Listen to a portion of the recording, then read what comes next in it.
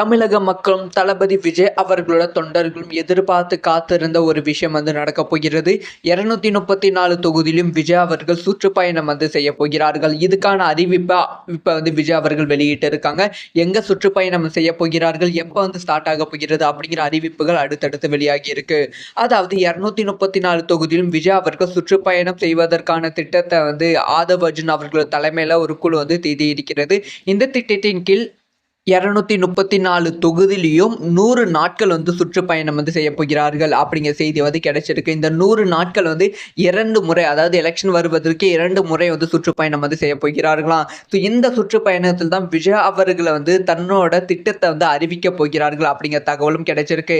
அதையும் தாண்டி இந்த சுற்றுப்பயணம் எப்போ ஆரம்பிக்க போகுது அப்படின்னு பார்த்தீங்கன்னா, நாம் எல்லாருமே எதிர்பார்த்தது செப்டம்பர் 17ஆம் தேதி தான் இந்த சுற்றுப்பயணம் ஆரம்பிக்கும் அப்படின்னு எதிர்பார்த்தா, இப்போ செப்டம்பர் 13ஆம் தேதி இந்த சுற்றுப்பயணம் ஆரம்பிக்க போகிறது அப்படிங்கிற தகவல் கிடைச்சிருக்கு.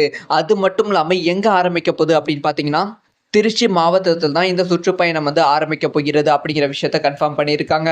ஸோ இந்த சுற்றுப்பயணம் 100 மாவட்டங்கள் 100 நாட்கள் 234 மாவட்டங்களை கவர் பண்ணுவதால் ஒரு மாவட்டத்தில் ஒரே நாளில் 2 மாவட்டங்களை விஜய் அவர்கள் கவர் பண்ண போகிறாங்களாம். முக்கியமாக இந்த சுற்றுப்பயணத்தில் விஜய் அவர்கள் பேசும் விஷயம் தான் ரொம்ப ரொம்ப கவனமான விஷயமா இருக்க போகிறது. ஏன்னா விஜய் அவர்கள் இந்த சுற்றுப்பயணத்தை தான் ஆட்சிக்கு வந்தால் என்னென்ன விஷயங்கள் செய்வேன் அப்படிங்கிற விஷயத்தை அறிவிக்க போகிறாங்க. முக்கியமாக அது ரொம்ப இம்பார்ட்டன்டான பாயிண்ட் என்னன்னா, இலவசங்கள். தமிழகத்துல இலவசம் கொடுத்து மக்கள் ஏமாற்றி கொண்டு இருக்காங்க.